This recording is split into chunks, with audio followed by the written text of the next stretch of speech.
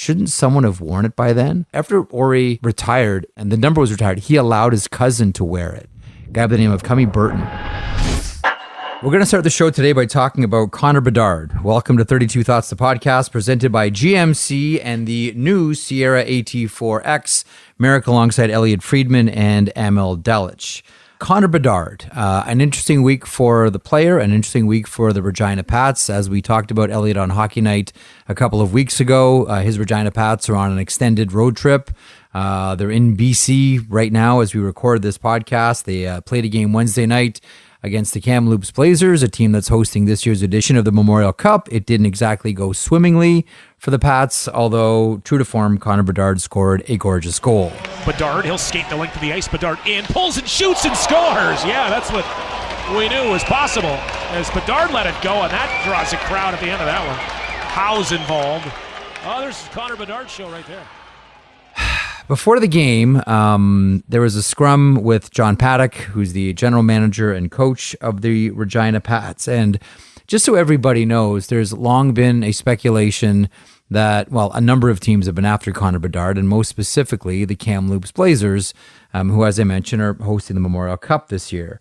John Paddock has been asked about this, as he mentions in the clip you're about to hear, going all the way back to June. And you can tell that he's pretty frustrated about the whole thing. The person asking questions here is a very fine Kamloops reporter by the name of Marty Hastings. Here's John Paddock from Wednesday. Now, so I just heard today on Christmas thing, there's like 300 different languages that some song is sang. So do you speak some different language? What's that, sorry? Do you speak some different language? No, I speak English. It's been said what's done. Okay, so Why have we been asked not to ask you? Because if you're working for the Blazers, I'm filing tampering charges. Okay? I don't work for the Blazers. Okay. But never before in the history of the league has there been asked about a player. This started in June in this town. So again, they must not be speaking English because instead what's going to happen. So why do you think there has been so much chatter in this town? You guys are making it up. I mean, you can understand He has a, no, why the whole hockey world wants to know. No, he has a no trade clause. He does not want to be traded. He's not going anywhere. We don't want to trade him, and he doesn't want to be traded. It's simple. That's all we're looking for. No, it's not all you're looking for because it's been going on since June. I've never asked you the question. Never had the I know, but opportunity. you probably wrote about it or asked somebody about it. That's No, not that's nice. okay. I'll get them to understand someday. People want to know about what are the risks of not doing it. I mean, What do you mean, what are the risks? you get the chance to set up the franchise for the future. I've been through both. I've rebuilt. I've had to spend like crazy when we were hosting the World Cup because we're better next year. I know there's nothing also, to do with it. There's also sides why I can understand why the Pats wouldn't want to do it for having him being We're not drafted. doing it. It's not wanting to. We're not doing it. And Connor has the final say. He has a no trade. He wants to be a Regina Pat and finish his career in Regina. Clear. Okay, so a couple of things here. So, Sources say yes, Paddock not interested in this line of questioning. no, and also sources say he's been down this road with this line of questioning numerous times, to which I will still say, you're in Kamloops, you know this question is coming whether you want it or not. There's nothing wrong with it. There's nothing wrong with it. You need to have an answer prepared for it. Yeah. Yeah, I didn't like the stuff about, do you speak some different language? I didn't like the stuff about if you work for the Blazers, I'm filing tampering charges. I get that people get frustrated and annoyed at being asked questions that ultimately they don't have answers to over and over again. But in this situation, you're in Kamloops, you know this one's coming for each. Yeah, I agree with you. I mean, I always liked dealing with John Paddock when he was working in Ottawa and Philadelphia. I mean, you say it best there, Jeff. He doesn't like the question. It's very clear the organization doesn't want the questions, but there's a better way to do it than that. Yeah. Just say, look, I've said everything I've got to say, and I'm not answering anything else.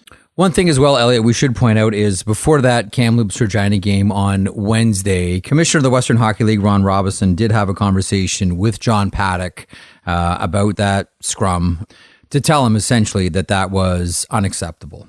And I think what Paddock was trying to do above all was just trying to protect his 17-year-old hockey player. Okay. Just so, and we got a couple of tweets about this, and so we should clear a few things up here, just so people understand the dynamic at play here.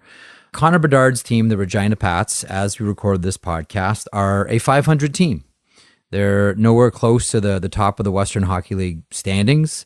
It's a team that has, struggled, even though they have the number one prospect for this year's draft, who's, lighting the prospect stage completely on fire. And, there are people that wonder, well, why doesn't Regina just trade him? They can get an entire haul for him. Like, I talked to one person today who said, if Regina trades Connor Bedard, and let's say it's to Kamloops, they could get like 3 2005s, a 2004, 4 first-round picks, like a trade package, the likes of which the Western Hockey League has never seen, and completely set this franchise up for the next however many years. A couple of things there. I know a lot of people were surprised when they heard John Paddock say that he had a no-trade clause. Yes, they do exist in junior hockey. In the Western Hockey League, you can't trade 15 and 16-year-olds can't be traded no matter what, right? Kids are drafted out of bantam. They can't be moved. 16-year-olds can't be moved. 17-year-olds who have a no trade, which is, just so we're all aware, pretty much everybody right now. Technically, the player has to ask for the trade or instigate it, okay? So I checked with Connor Bedard's agent this morning. That's Greg Landry of Newport, who said they have not asked for a trade. They have not initiated that conversation. Connor Bedard is, committed to the Regina Pats, and he hasn't initiated that. Now, trade deadline in the Western Hockey League is January 10th, and what happens in between, essentially now and then, is World Junior Hockey Championships, where Connor Bedard will go. The Regina Pats will have a tough time without Connor Bedard. They're also going to lose Stanislav Svozil, Czech defenseman who's a third-round draft pick of the Columbus Blue Jackets. They're losing a couple of players as well. It's going to be a challenging time. They'll still probably make the playoffs, but this is going to be a team, the players that come back from the World Junior experience, and all of a sudden, this Regina Pats team is probably going to be in an even more difficult position. But again, this has to be the player going to the organization and saying, I'd like to ask for a trade. I'd like to go somewhere else. And, one of the things that I really learned over the past few days about Connor Bedard, Elliotte, is really great family. Like, we've all seen psycho parents in minor hockey, in junior hockey, in youth hockey. The Bedard family are the complete, and this isn't just from one person. This isn't just someone from his camp. This is from numerous people from opposite teams, people that have competed against Connor Bedard, know the family. The complete opposite of the psycho parents. This is a kid who takes the weight of leading this Regina Pats team seriously. You always hear want to be part of the solution, not the problem, et cetera, et cetera, et cetera. That's Connor Bedard. Has a strong ethical base and ethical guideline as well. Like, when you look at what he's doing here by not, and again, at this point, going to the Regina Pats and asking for a trade, in some ways, it's really commendable, because if his ship is going to go down, he wants to be on it. Where many might say, you know what, just go get the Memorial Cup experience. Kamloops is hosting it. Go ask for a trade. At this point, Elliotte, he hasn't done that yet. To me, that kind of even makes him more of an attractive player than before. I can tell somebody talked to an agent today. No, I talked to Landry, but I talked to a lot of other people around him. I'm just kidding. I'm just busting your chops. I'm just busting your chops.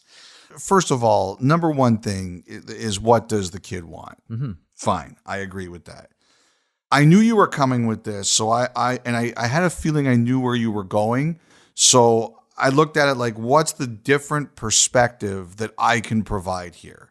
And here's where I come from. Okay.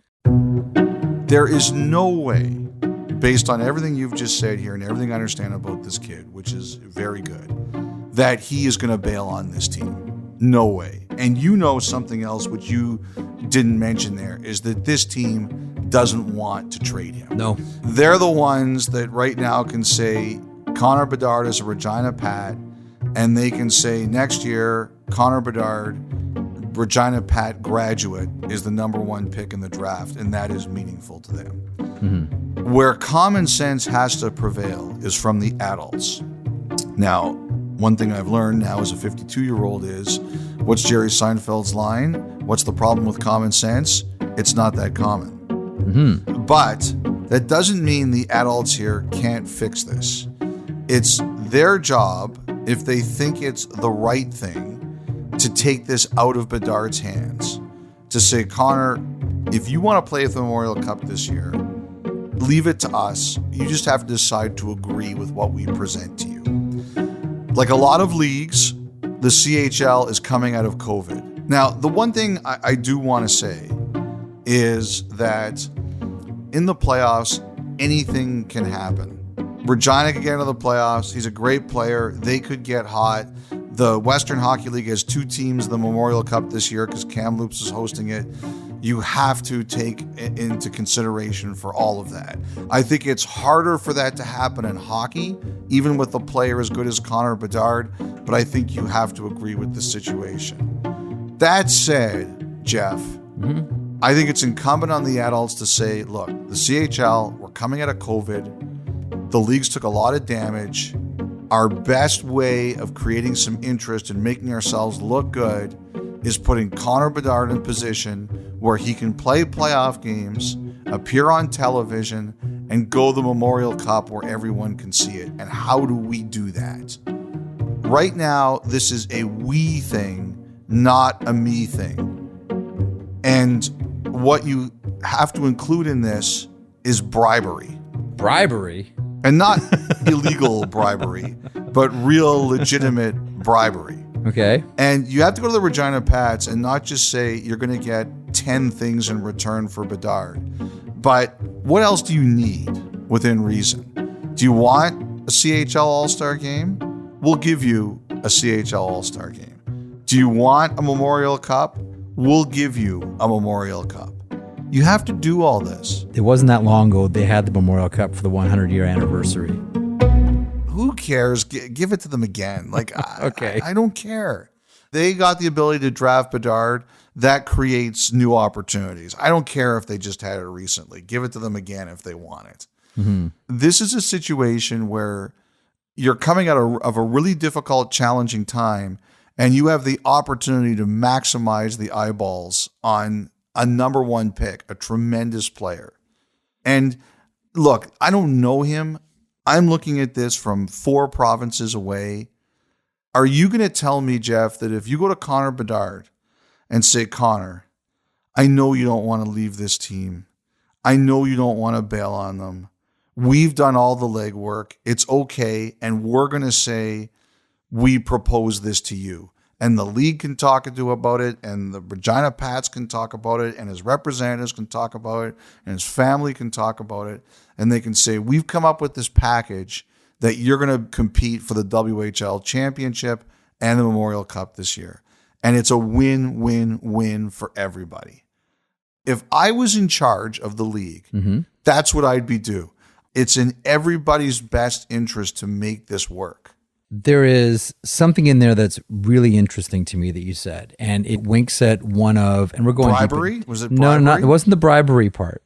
It was the idea of doing whatever it takes to get your star player into your marquee event. And I don't always believe this, but I think this is a unique case. Connor McDavid, when he played with the Erie Otters, one of the things that, when Connor aged out and turned pro and started with the Edmonton Oilers, one of the things that I think a lot of people regretted was that, Connor McDavid never played in the Memorial Cup, right? And he never won the OHL championship with his Erie Otters. We just saw, the list of teams that's going to bid officially for the Memorial Cup next year. And one of the names in there is an intriguing one, and that's Saginaw. And the CHL hasn't been to the United States for a number of years for the Memorial Cup. It's always been, generally competed for in Canada. We got to go back to the 90s in Spokane to see the last one. But they have a player by the name of Michael Misa. Now, Michael Misa is playing great in his rookie year, got exceptional status last season, joined the OHL a season early. And what I find intriguing about this is almost as if this is an indication that the CHL acknowledges it needs to do whatever it takes to get their star players in their marquee event, their big names. They didn't get it with Connor. McDavid. They might not get it with Connor Bedard. And I don't think they really want to risk having Michael Misa go through his junior hockey career and not play in their biggest showcase events. That's why when you start talking about the league doing whatever it takes and exerting whatever pressure on the Regina Pats and Connor Bedard's camp at Newport to do something here. And the one guarantee is if they trade him to Kamloops, then he's automatically in. Mm-hmm. That picks up my ears because I know that there was that regret around the CHL that they never had a chance to showcase McDavid in the Memorial Cup. And they have a phenom. Like we've never seen this in the Western Hockey League before, Elliotte. This guy goes out and sells out buildings. The Western Hockey League, and you think of all the stars that have gone through the Western Hockey League, there's never been anything like this in the league. And I don't think they want it to stop. They'll never admit publicly, but I'm sure the league would like nothing more than to have Connor Bedard on the Kamloops Blazers. So guaranteed this guy's in their marquee event. I keep coming back to what if he doesn't want to go? Like, what if you're Connor Bedard and you say like, okay, you know what? Look, if he doesn't want to go, this is all moot. That's just it. But the big pressure point comes when he comes back from the World Juniors and trade deadline is only a couple of days away. Does he say, you know what? I want to go. I want to take a great swing at a Western Hockey League championship and the Memorial Cup. Or do I want to stay here, loyalty to my team, see how far we can take the Regina Pats. And if we flame out early, well, I'll probably end up going to the World Championships. And that'll be another great experience for me. If he doesn't want to go, he doesn't want to go. But again, you can work to present him something that maybe might get him to change his mind. And he's not just a phenom, Jeff. He's a phenom with 7 E's. You have to pronounce it phenom. I think we just got the title of the podcast. Anyway, Jeff, so what has happened here is you and I have solved the problem. No, we're not. We're right back where we started. If Bedard doesn't want to go, he's not going to go. It all comes down to him. Well, that's the thing. If he doesn't want to go, that's fine. I do want to say one thing. You know, I think part of the frustration for John Paddock, and like you, I've never had a bad experience with him. And I was around him, you know, during the 100-year anniversary in Regina for the Memorial Cup, and I never had an experience like that or saw John Paddock like that before. But I think part of the frustration here is he can't go out and shop this player. Again, like the player has to approach the team about it. Like he's 17 years old. And I think the other part about it is too, I wonder if deep inside, John Paddock knows what the right hockey decision is here, to your point. Mm-hmm. But he can't do that because the organization doesn't want it done. And maybe there's a part of John Paddock that says, I don't want to wear this decision. I don't agree with it, but I know why my organization feels this way. And it's got to be tough knowing that he's going to be the one that owns it. That's possible. I hadn't thought about that, but that's certainly possible. I went down a rabbit hole, by the way, when you sent me that clip. I watched John Paddock's goal. Oh, yeah. That sent Game 6 of the 1980 Stanley Cup Final into overtime. Yeah. Before Bob Nystrom won the Islanders' first Stanley Cup. Was that goal offside, Elliotte? Well, I'm looking forward to your part 1 of your 98-part series on whether it was or wasn't. Pat Quinn sure thought so. Never forgot it. Yeah, there were a couple goals in that game that he thought were missed.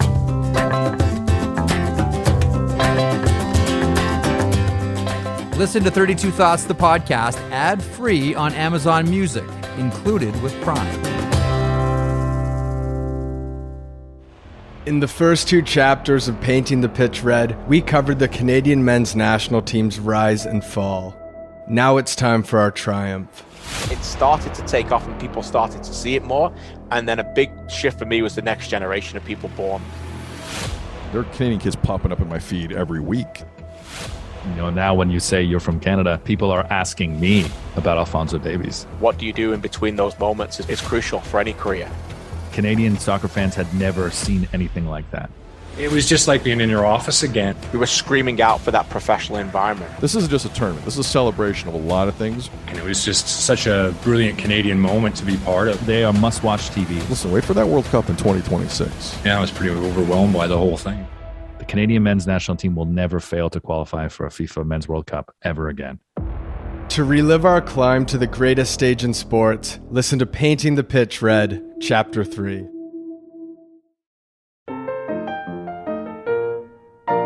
Okay, so to NHL issues. Cal Petersen. Jeff, before we talk about Petersen and the move, the thing that stands out to me is they do this. Rob Blake has a meeting with the team saying it's time to bear down and be more consistent.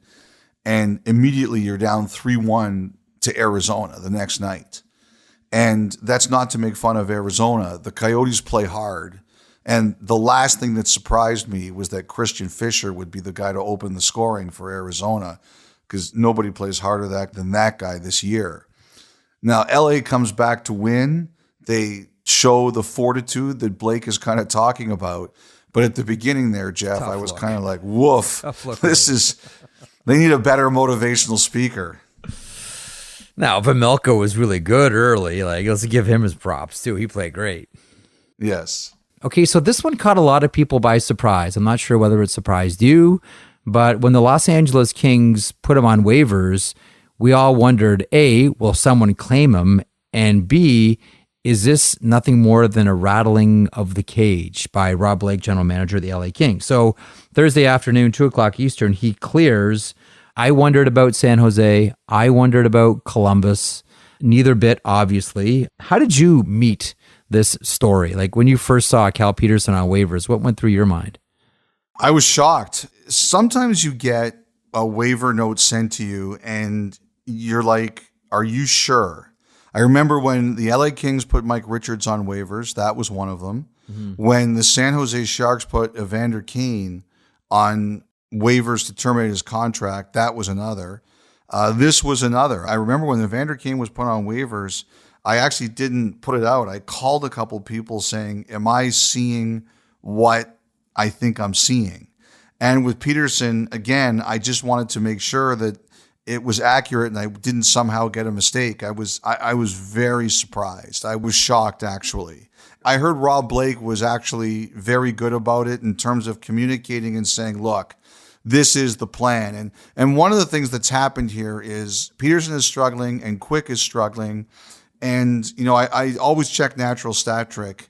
If you listen to this podcast in any length of time, you know that I say there's a lot of information available privately that we don't see publicly. And sometimes I'll check with a team to say, am I missing anything here? Natural Stat Trick is one of the places I love to look. And it had the Kings 7th in expected goal percentage. And teams told me they're pretty good. But they're 28th in goals against, and that's everything that you need to know. I'm not surprised he wasn't taken. To me, San Jose, they're trying to get away from a lot of term. I wasn't surprised they didn't take him. The thing about Columbus, they've signed Merzlikins, and you've got to tell me, for Columbus to sign him, do they think he's better than Merzlikins? I don't think they would take that bet. Mm-hmm. The one team I wondered about was Buffalo.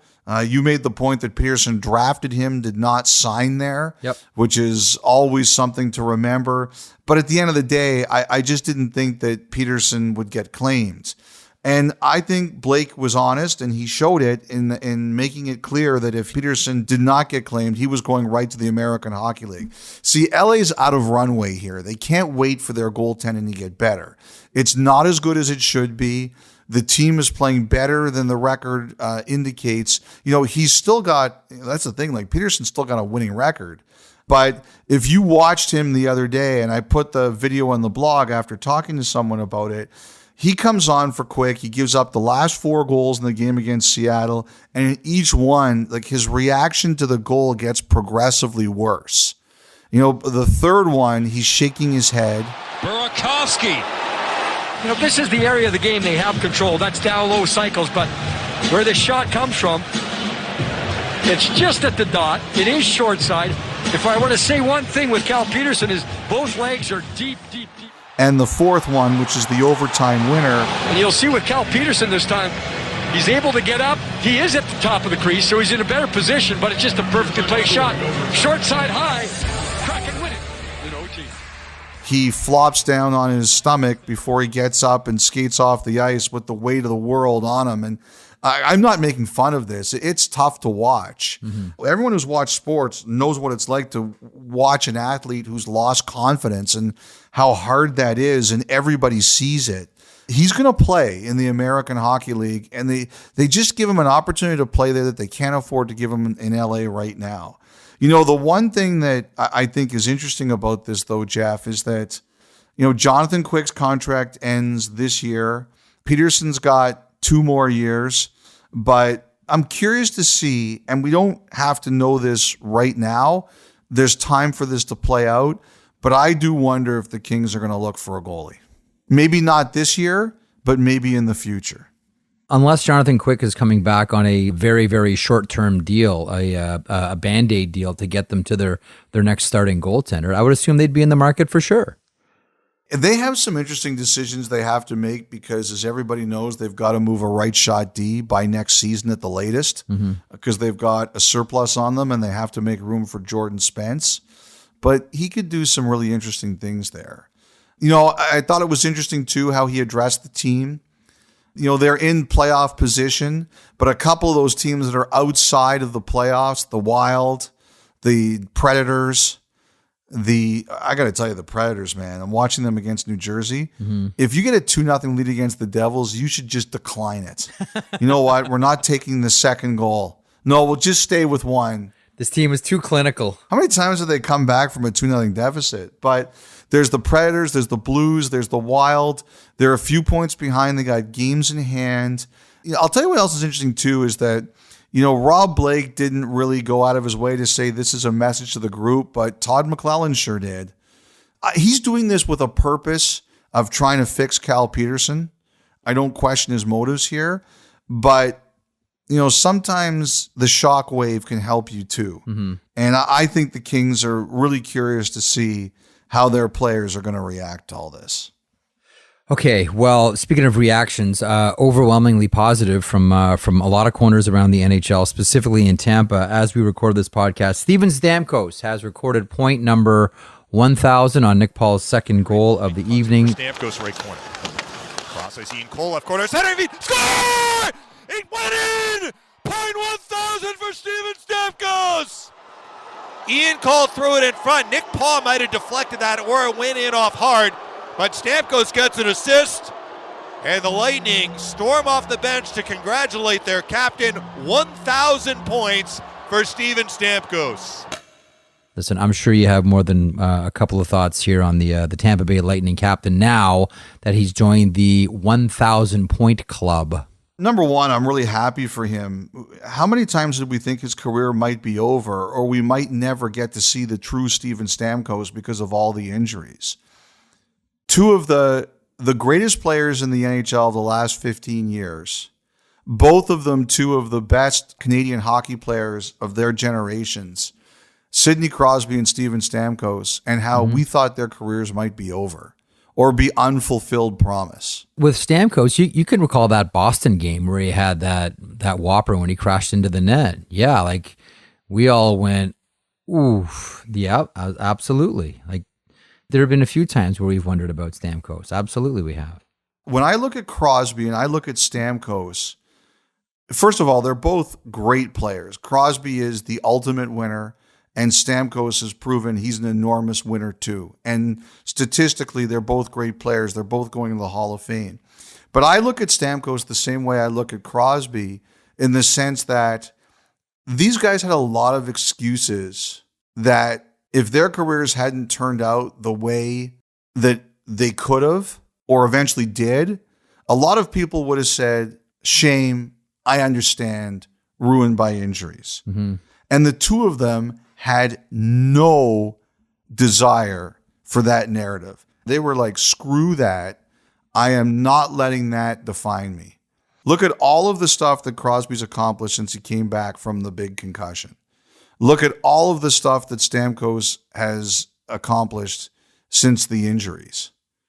Even coming back for the 1 Stanley Cup final in the bubble, it was such a magical moment.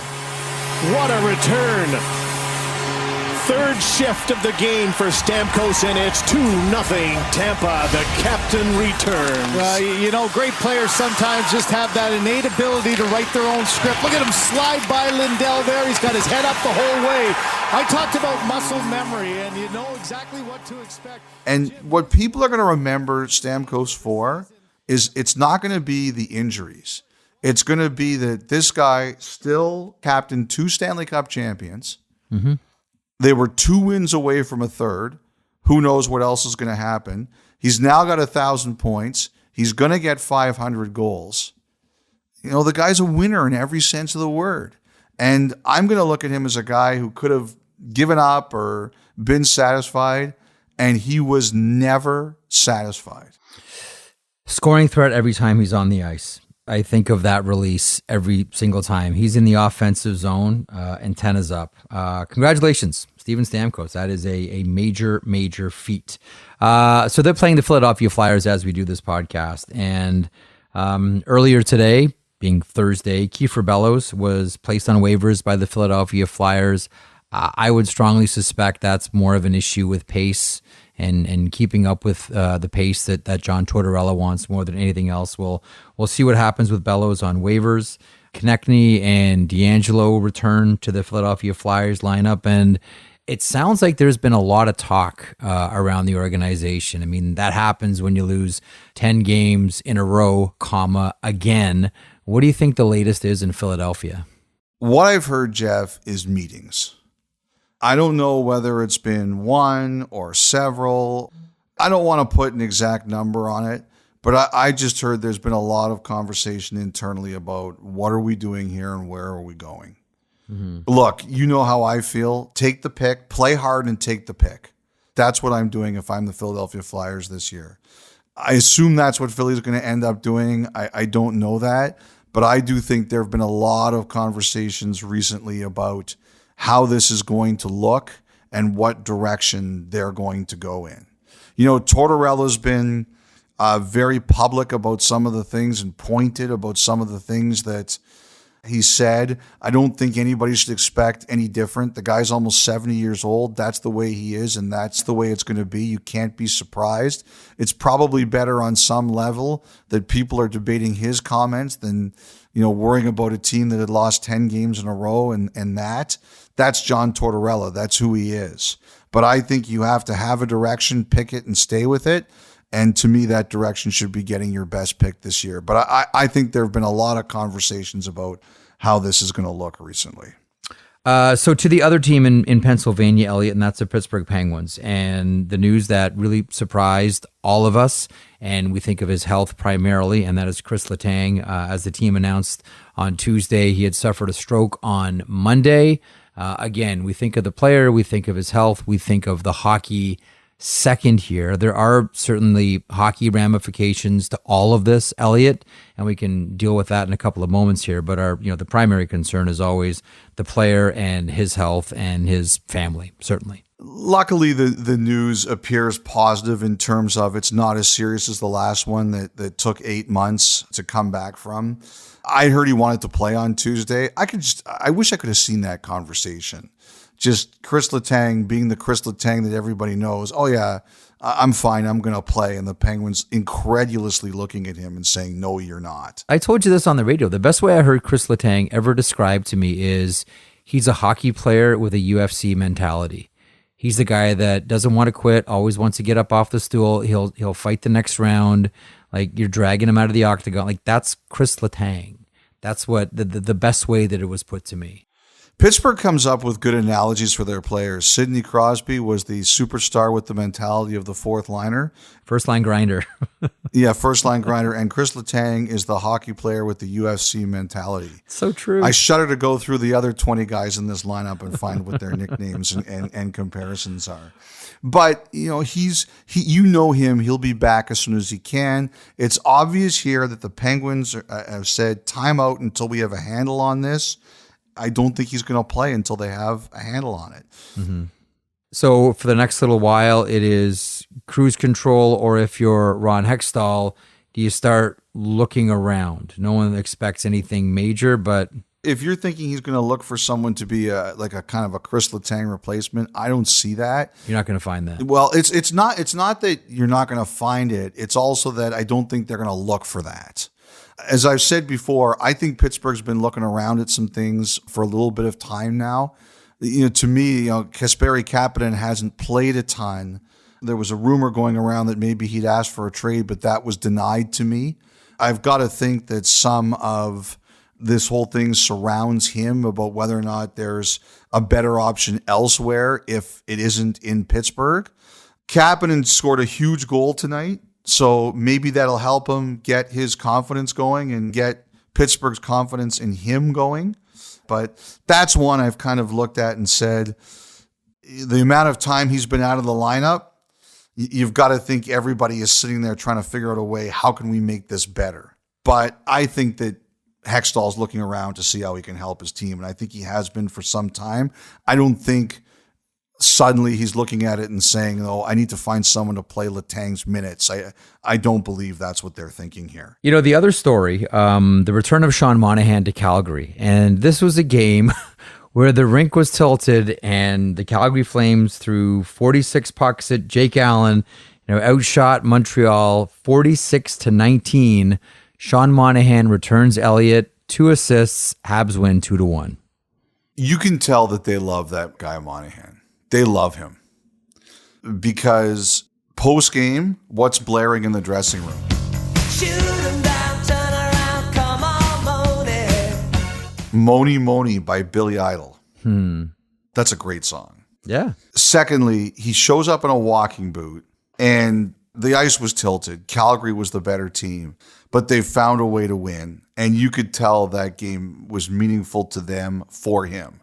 He's got money on the board. There's no question about it, but they showed up to play for him. Did you see Gouli throw himself in front of that shot at the end of the game? Oh, yeah. I couldn't believe he got up. Calgary was the better team. They should have won the game. Allen beat them, but those guys showed up for Monahan. You can always tell if a team likes a player because, Montreal had every excuse to just fall apart at any point in that game, and they didn't do it, and they were celebrating like crazy when it was over. That's when you know a team likes a player. Calgary plays like that, they're going to be just fine. Monahan, he's an unrestricted free agent at the end of the season. Mm-hmm. There were some rumors early in the year. They told him just to relax. They'll let him know whatever, like rumors about getting traded. They basically told him just to relax. They haven't made any decisions. They'll speak to him later in the season about where everybody stands. But hockey became a chore for Sean Monahan because of all the injuries. For the first time in a long time, he looks like he's really enjoying it again. One of my favorite things about returns is watching the player watch the video tribute to them. And you could tell Monahan's, he's on the ice and he's watching this thing. And you always want to be in someone else's brain for certain moments. Like, what are they thinking? What's going through their heads? You can tell that he loved that. Yes. And it was probably bittersweet. Totally bittersweet, and a really nice ovation from Flames fans. The other thing, Jeff, that comes out of this game is Jacob Markstrom, who is the losing goalie in a 2-1 game, which isn't that bad, comes out and says, once again, I got to be better. I suck right now, so I got to step up, and we're playing good hockey and not letting many scoring chances in, but we can't start behind every game. Can you take us through what happened on that opening goal? No, I think everybody saw what happened, and it's not a good play. What was it with Josh Anderson on that play? Nothing really. I just suck at hockey right now. It's been a wild year for goalies. Like, Binnington tried to hit Stahl last night. Jordan Stahl, yeah. And he got clobbered. With all the controversy right now about how goalies need to be protected, I'm curious to see if there's going to be any fallout from that. Like, that's who Binnington is. I don't have a problem with it. That's who he is. But I could see a lot of other people having a problem with it because we're having all these conversations about how goalies need to be protected, and that happens. Demko got hurt tonight. He's really had a nightmare of a year. Markstrom's struggling right now, and I wonder if the Flames give Vladar a couple of games just so Markstrom gets it back. It's a wild time for goalies. What was the big story earlier this week is Igor Shesterkin. Yeah. Saying, just like throwing that New Jersey Devils loss all on him. Igor, what do you see as some of the... Goalie played shit game again. Say again? Goalie played shit game again. So I guess that kind of describes how you feel about your play of late. I feel so bad and play so bad, so I'm ashamed. Was there one goal in particular that you felt like was... Every goal is easy play for me. I have to stop that. Because our team wanna win the game, I have to play better. Are there specific things you need to correct? Everything. We said earlier that's not his fault. You can't give the Devils a 2-goal lead, although they lost tonight. And the Rangers went to Yaroslav Halak to turn around their fates. It's weird because, who are two of the most elite goaltenders in the NHL last season? One of them won the Vezina. Igor Shesterkin, Jacob Markstrom. Throw Thatcher Demko in that conversation as well. Trouble with all three of them this week. Also just wanted to address this big controversy in Vancouver tonight about Roberto Luongo, or Thursday night about Roberto Luongo, about how they're honoring him but not retiring his number. It's my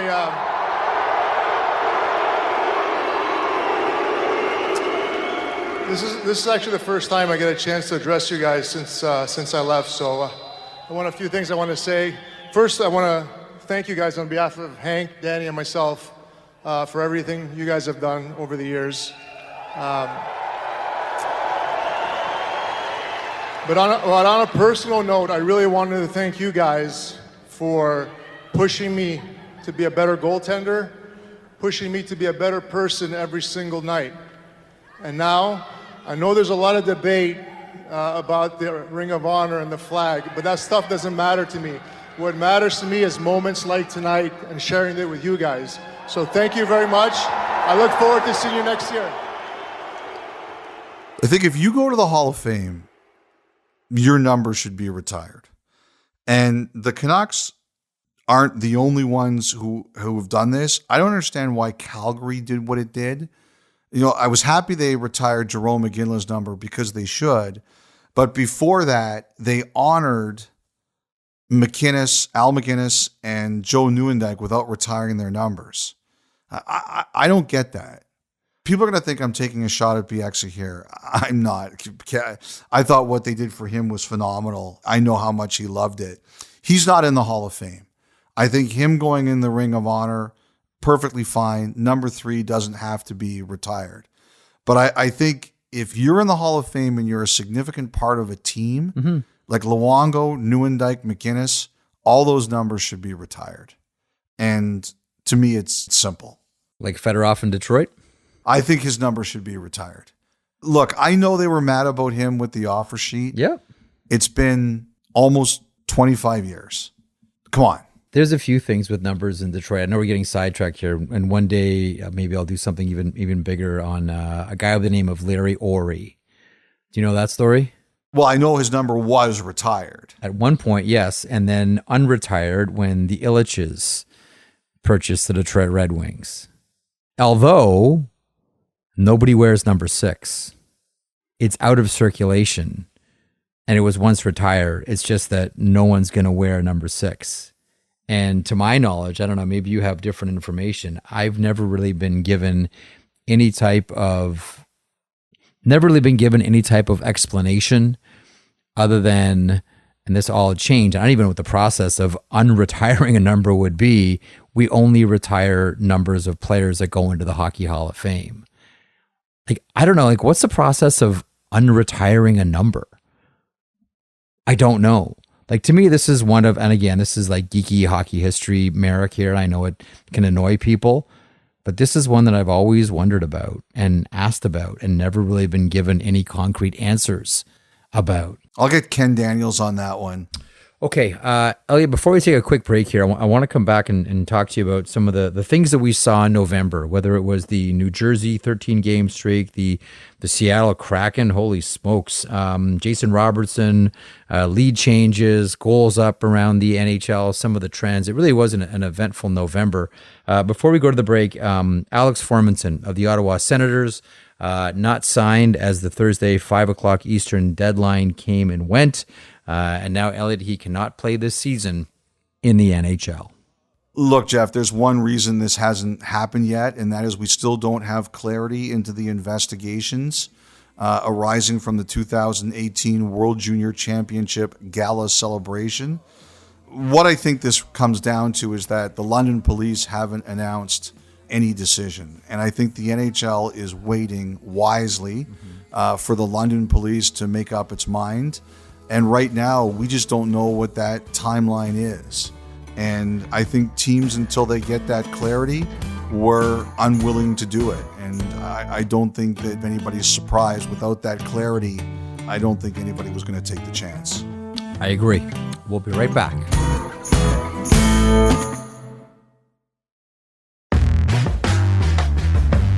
Okay, Elliotte, I thought we'd wrap up the podcast today by just having a quick look back. Here we are in December, but that was a really eventful November.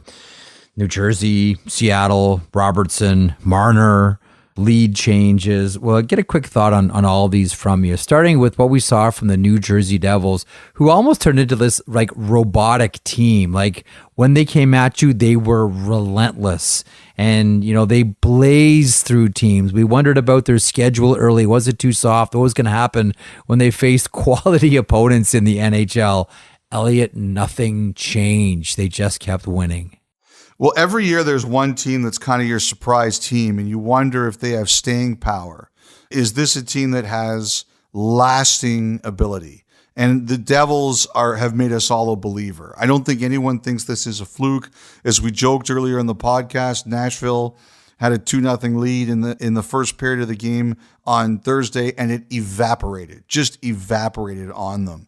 They are relentless. They can score. They've got real talent. As long as they continue to get saves, they're going to be a force. They've banked up so many points right now, Jeff. Oh, yeah. It's going to take just an unbelievable collapse. Mm-hmm. It's going to take an unmitigated disaster for them not to make the playoffs. And, you know, I'm curious to see them at that time. The game changes. The players change a lot. Look, people always blame the referees in the playoffs. I don't care what anyone says. I think it's the players that change the most in the playoffs. You can't play 82 games in the regular season like you have to play 28 in the playoffs. And I'm really curious to see it. You know what's funny too, Jeff, is that we were talking the other day about Kane and Taves and waiting until December to see who's good. You know, I was talking to someone this morning and they were saying to me, if you would have said at the beginning of the season that Boston was a team for Kane or Taves to win the Stanley Cup this year, I don't know how many people would have believed it. I mean, people like to respect the Bruins, but I don't know if anyone really thought they'd be this good. But then that guy said to me, could you imagine now if New Jersey makes a pitch for one of these two guys? If at the beginning of the season you said the winner of the Patrick Kane sweepstakes is not going to be the Rangers, it's going to be the Devils, what kind of weird year do you think we're in store for?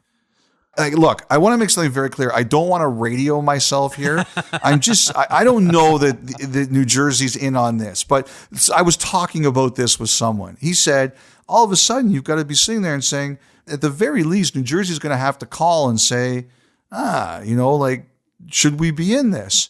If you would have said that in the summer, you would have been committed to an institution. Somebody would have put you in a straitjacket and said, we'll see you in 6 months. But that's what we have here. I mean, it's an incredible story. I have to say this year, I really do believe, Jeff, this has been incredible hockey. It's one of the best starts to a season that I've watched in a long time. Yeah, I don't disagree. And to the point about the New Jersey Devils, when you bank that many points in one single month, whether you're in the NHL or playing some goofy hockey pool with 3 other buddies, it's like next to impossible to lose. It's almost like if you're in a pool like that, the other 3 should just concede, right? Because it's over. Yes. You know what? I got to tell you. Just want to see if you're listening to me talk about the in-season cup. I got to tell you, you got me for a second there. I was like, where is he going with this one? That was good, bud. Thank you, New Jersey Devils. Seattle Kraken, what a story as well. I can't wait to see how you choke this. Oh, no, wait. No. You're going to be one of those teams that has the win possibility of 99% with 5 minutes to go and loses. With my luck, you're right.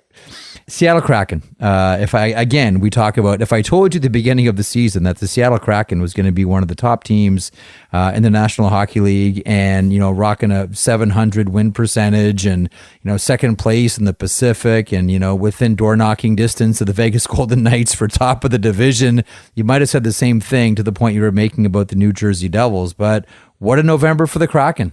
The conversation about Seattle had been so dominated by what's Dave Haxtell doing here with Shane Wright and how come he's not playing, and when he's playing, he's only playing a handful of minutes. It's almost as if we lost the script that they're playing great hockey and they're piling up wins here, and we thought they were going to continue to behave like a traditional expansion team. Not so fast, Elliotte, not so fast. The top two teams in the Pacific are the most recent expansion teams in the NHL. I agree with you on them, Jeff. I think Beniers has brought them new life. Oh, boy. Logan Thompson, I think early on was the Calder guy. I think it's going to be really hard if this continues for Beniers not to be the guy. I don't think that's a hot take. Some people will. Maybe people who live in the desert might feel differently. But I think it's going to be really tough if Seattle keeps this up for Beniers not to be the major Calder favorite. But I heard Bjorkstrand... I heard Columbus had a deal to send him somewhere else, and another team mucked it up, and Seattle swooped in and got it. And there were people who told me before the season that they were better, they were deeper, they were faster, and they were going to score more.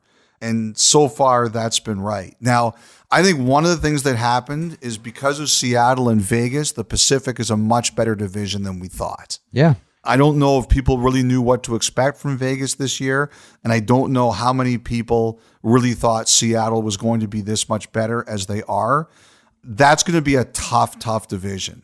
To me, there's 5 teams there. There's Seattle, there's Edmonton, there's Calgary, there's LA, there's Vegas. That is going to be a tough division to sort out. To me, the story, Elliotte, of Seattle is the balanced scoring. You have legit 4 lines that can score.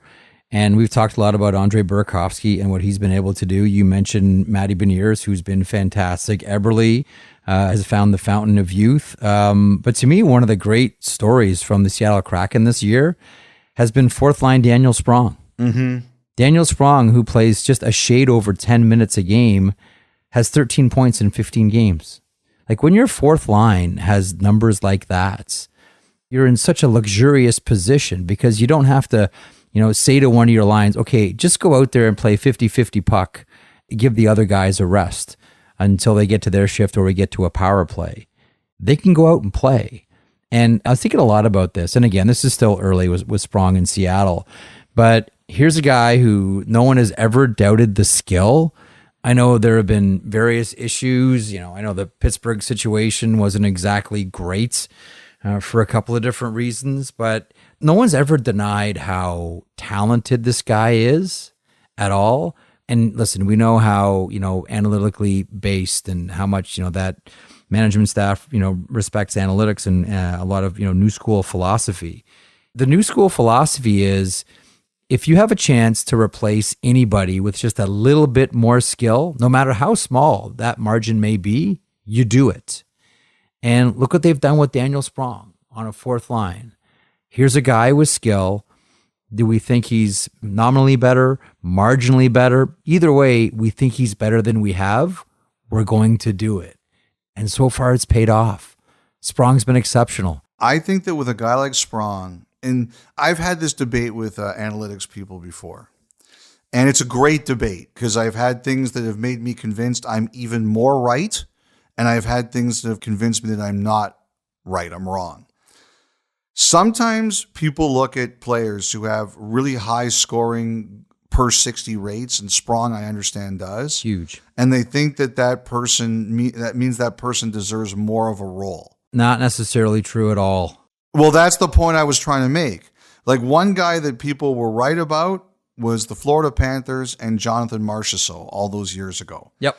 That was a guy, they looked at his goal rates and his per 60 rates, and they said, deserves more of a role. And they were totally right. History has proven that to be not a hot take, but a correct take. Mm-hmm. I look at a guy like Daniel Sprong and I say, those numbers are impressive, but he doesn't need more of a role than he's got. There's just other things that don't work for him. Now, I think that because the fourth lines in the NHL have changed so much and you have to have players who can play there, he can dominate those players. He can be a difference maker. Mm-hmm. But I think if you count on him to do too much more, that's not an insult. That's an understanding that everybody has a role on a successful team, and Daniel Sprong has one. I'm not insulting him, but what I am saying is that I think where the mistake has been saying that, well, that means we can extrapolate this to bigger role. It doesn't work like that. Yep. That's a perfect role for him, and Seattle's benefiting from it. The phenom, did I say that right? Yes. That is Jason Robertson of the Dallas Stars. You know, are we going to bring him up every podcast? First guy to score 20 goals this year? Dude, I told you, like, even when the negotiations were happening, like, you might be annoyed, folks, but we're going to talk a lot about Jason Robertson in the preseason and probably into the season as well. No, just an outstanding November. And I know that, he kind of got some like stealthy undercover love for the Hart Trophy last season for what he did, but there's nothing undercover about how good this guy is and how much of an impact he's made on Dallas. How much of a bargain that contract already looks like for the Dallas Stars. And again, when you look back at the month that just happened, as far as stories goes, he's right up around the top of the list. It's unbelievable. So he's on pace to score 75 goals. I feel I should throw this in here. Amil Delic, the producer, says no. He's going to have a slight slump and he'll end up with 69. Thanks for the input, Amil. That's really helpful. Well, he arrives at every game with his saddle greased and his oil or his gun oiled every time, and he looks to shoot. He looks to shoot all the time now. He leads the Stars in that category by a mile. Head up, wrist shot, again past the screen, again beating Stolarz low on the blocker side. We wondered about what Connor McDavid was going to score at the beginning of the season when he got on his first heater. Now we're saying the same thing about Jason Robertson. I think MVP conversations at this point of the year are completely stupid. But the one thing I do think is you have to have an exceptional season to take someone like McDavid or Matthews or Draisaitl out of the conversation. This guy is on the way to an exceptional season. First to 20, and he just blows the doors off 20. He's already at 22. Yeah. The other thing, too, is with the Hintz extension this week, when's the next big contract negotiation they have? Because remember, Pavelski's year to year. I don't know. Is it Wyatt Johnson? Who's a rookie? It's not for 3 years. They have taken care of all of their big business for 3 years. Yeah. Last year, there were rumors that maybe Jim Nill was coming to the end. He's had a hell of a year. Oh, yeah. Like, I think the Stars said, are our processes really good here? And I think the credit they deserve is I think internally in that organization, they had some really honest and blunt conversations about what they were doing. They look like they've come out ahead. Like, I'm not privy to everything that was said, and I'm sure there were some ruffled feathers, but what it is a sign that you can have honest and blunt conversations and come out better off for it. Mm-hmm. As long as everybody acts like an adult. But I look at where Dallas was a couple years ago. Like, they weren't really sure where they were going. But now they've got all of their key young players locked up. They look like they've hit a couple of mammoth home runs in the draft. Oh, yeah. Like, Jamie Benn's playing with those two kids, Delandry and Johnston, and he looks completely rejuvenated. Whatever conversations they had there, they came out of it okay. Like, this team's going to be a problem for a few years. Like, teams are envious of this. Like, they've transitioned from Ben Sagan, Klingberg into, Robertson, Hintz, Heiskanen, Ottinger, right in front of our very eyes. seamlessly. It's amazing. So Hintz, I think, he takes the same deal as Heiskanen, fin to fin. They both have the same size saunas. No jealousy in Finland this summer. A low tax state. I forgot the guy had 37 goals actually initially last year. I mean, he's a scorer too, not just the defensive conscience. He's a scorer. You know, I think it's going to be interesting. I think the Horvat thing in Vancouver, I think the Canucks have a lot of work to do there. But the one to me that's the most interesting right now is Larkin. He's having an excellent season. He's doing everything that he needs to do. He's playing well in a contract year. The thing about Steve Yzerman is, if you look at Yzerman's history of negotiation, he'll go to a point and then he won't go past it. And I think the Canucks know that they're going to have to bend if they want to get the Horvat done. Where they were and where this is going to have to be, they're going to have to bend. My guess is that Steve Yzerman has bent a little bit. I don't know that. I'm just saying that I kind of understand his history a bit. I just don't know if he's going to bend as far as Vancouver might have to. Now, I could be totally wrong about this. It's not like he's telling me what he's doing, but I always look at history to predict, and I think generally Yzerman's a guy who has a limit. I look at Larkin's value right now, like it's a huge number. To me, he has proven that guy, he's a number one center and a really good number one center in this league.